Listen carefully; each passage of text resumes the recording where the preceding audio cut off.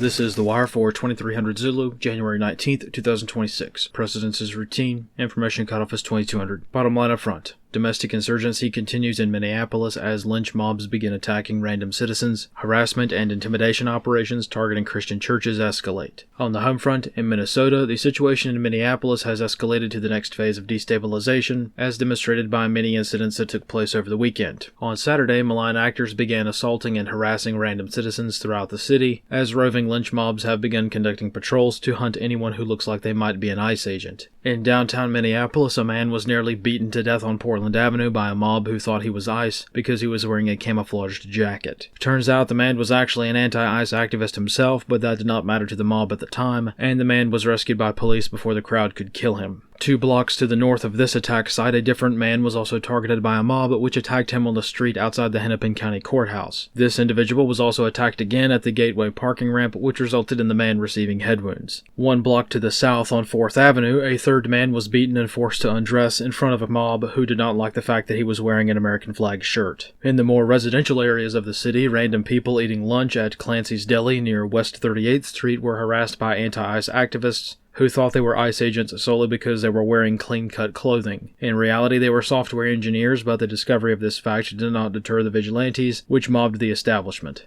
In St. Paul, the general state of unrest has become more serious as well. The downtown Hilton Doubletree has closed its doors to all customers due to the inability to keep visitors safe during this period of heightened unrest. This hotel was being used by ICE, and hotel staff have received so many threats on their lives that the decision has been made to close the hotel entirely for the time being. Aside from mobs attacking random people on the street, malign actors are also now targeting Christian churches more deliberately. Sunday morning, a mob affiliated with Black Lives Matter and the NAACP targeted the city's church on Summit Avenue, which took the form of agitators bursting into the church during services with the self-described goal of terrorizing the congregation. This operation was planned and given the name Clandestine Operation Pull-Up by the instigators who coordinated the occupation of the church. Around the nation, similar efforts have been noted among anti-ICE activists to target Christians. In Washington, D.C., 2 blocks from the U.S. Capitol building, Christians going to church have been harassed on the street by anti-ICE activists, attempting to prevent them from going to church or otherwise intimidate them for their faith. Analyst comments for this wire. In Minneapolis, a change in doctrine is occurring among malign actors, which is crucial to understand as the situation continues to deteriorate.